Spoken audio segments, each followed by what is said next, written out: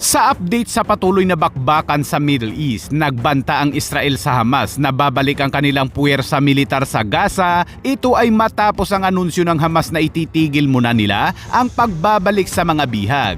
Muli namang nawasak ang Hezbollah sa Lebanon matapos bombahin ng Israel at its TS. Sa update naman sa patuloy na tensyon sa West Philippine Sea, sinabi ng Philippine Coast Guard na matagumpay umanong naharang ng Philippine Coast Guard ang barko ng China na nagtatangkang papasok sa exclusive economic zone ng bansa. Kaya't para malaman ang buong detalye ay tumutok at makinig na mabuti.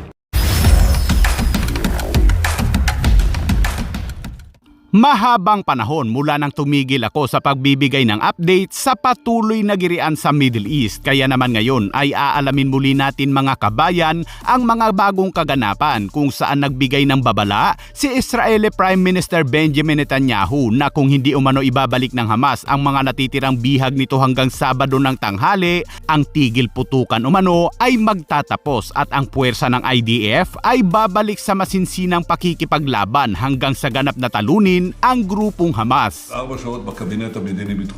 Sinabi ito ni Israeli Prime Minister Benjamin Netanyahu kasunod ng anunsyo ng Hamas na ipagpapaliban muna nila ang pagpapalaya sa mga bihag. Kaya't nang marinig ito ni Israeli Prime Minister Benjamin Netanyahu, abay kaagad na inutusan niya ang IDF na magtipon ang mga puwersa militar nito at maghanda na kumukhang magpapatuloy na uli ang magbakan mga kabayan. Kasunod ng panibagong pagtatasa, sinabi ng IDF na ito ay higit na nagpapalakas ng mga puwersa sa Southern Command. Inilarawan ng militar ang pagpapalakas ng mga tropa bilang malawak at sinasabing kabilang dito ang pagtawag muli ng mga Israeli Reserve Forces bilang paghahanda para sa iba't ibang mga sitwasyon. Ayon pa kay Netanyahu ay mauna muna umanong maputol ang water supply, electricity at fuel sa Gaza at tanging apoy lang ang magkakaroon sila.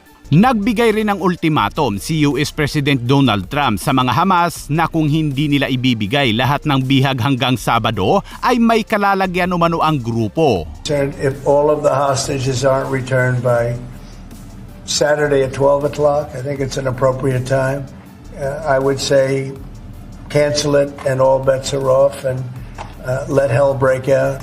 Marami ang nagsiiyakan ng mga Palestinian nang magsimulang gumanti ang Israel kung saan naramdaman nila ang matinding airstrike na pumulbos sa halos buong Gaza. Pero ngayong nakabalik na ang mga Palestino sa Gaza dahil sa ceasefire at mga deal, sa mga interview ng media sa kanila, sinabi ng mga Palestinian na ang mga Israeli o Hudyo ay mga kaaway umano ng sangkatauhan. Hindi umano sila natatakot sa kanila at magpapatuloy sila sa pagpapaputok ng mga rockets. Abay tila walang kadala-dala mga kabayan. Sinabi ng IDF na anumang oras ay nakahanda ang kanilang puwersa sa matagalan o malawakang giyera. Kinumpirma din ng IDF na ang mga fighter jets nito ay muling umanong nagsagawa ng ilang airstrikes sa Lebanon at kabilang sa mga tinarget nito ay ang isang tunnel sa pagitan ng Lebanon at Syria na ginagamit umano ng mga Hezbollah upang magpuslit ng mga armas.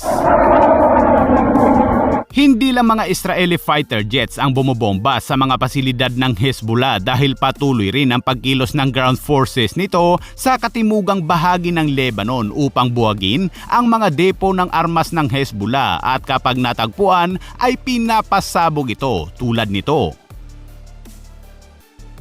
Nagsalita naman ang Hezbollah kung saan sinabi nito na ang Israel umano at ang grupong HTS sa Syria ay nagtutulungan umano upang pabagsakin sila. Yan ay matapos magpakawala ng HTS ng ilang rockets at pagpapaputok gamit ang mga tangke patungo sa posisyon ng Hezbollah sa Lebanon na kaagad namang sinundan ng airstrike ng Israel. Sinabi naman ng IDF na ang kanilang misyon ay ang buwagin ang Hezbollah at may puwersa din umano sila sa mga border upang matiyak na walang makatawid na HTS sa Israel.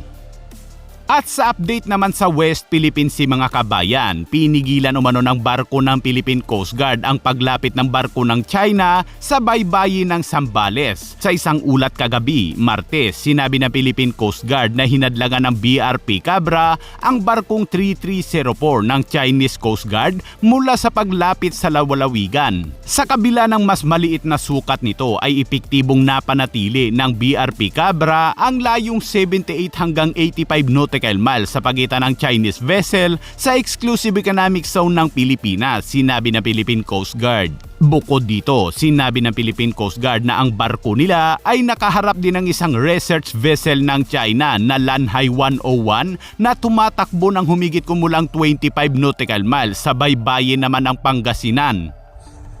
To Lanhai 101, this is Philippine Coast Guard vessel MRV 4409.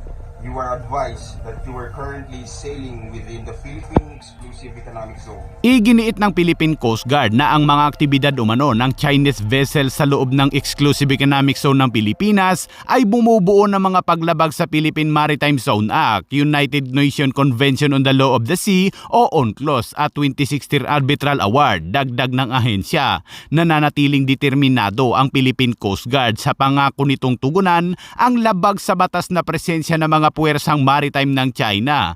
Hindi umano nila papayagan ang anumang pagbabago sa status quo sa pamamagitan ng encroachment sa baybayin ng Luzon. Ngayong magpapatuloy uli ako sa pag-update araw-araw tungkol sa mga bagong kaganapan ay maraming salamat po sa mga patuloy na nag-abang at patuloy na tumatangkilik sa mga balitang inihahatid ko. At bilang isang Pilipino, ano ang reaksyon mo? I-komento lamang po sa ibaba at huwag kalimutang mag-like at mag-subscribe. Maraming salamat po.